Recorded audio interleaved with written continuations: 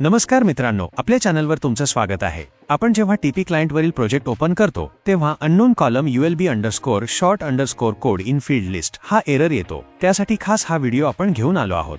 तरी व्हिडिओ शेवटपर्यंत नक्की पहा, जेणेकरून तुमची ही समस्या दूर होईल।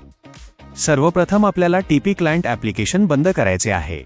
त्यानंतर BPMS ची अधिकृत वेबसाईट उघडायची आहे। वेबसाईट उघडल्यावर वरच्या बाजूला तुम्हाला यूजर गाईड हा सेक्शन दिसेल, त्यावर क्लिक करा।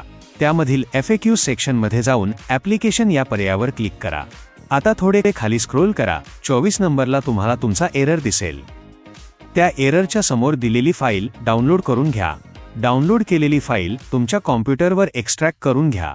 एक्स्ट्रॅक्ट केल्यानंतर त्या फोल्डरमध्ये तुम्हाला रन पॅच स्क्रिप्ट नावाची एक बॅच फाईल दिसेल। त्यावर राईट क्लिक करून रन ॲज ॲडमिनिस्ट्रेटरवर क्लिक करा।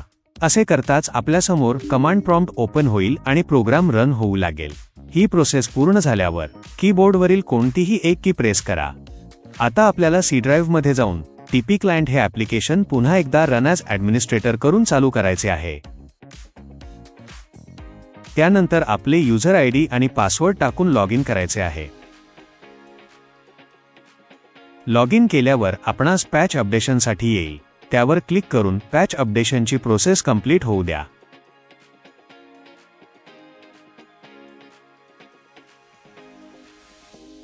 नंतर टीपी क्लायंट हे ॲप्लिकेशनवर आपले यूजर ID आणि पासवर्ड टाकून लॉग इन करायचे आहे।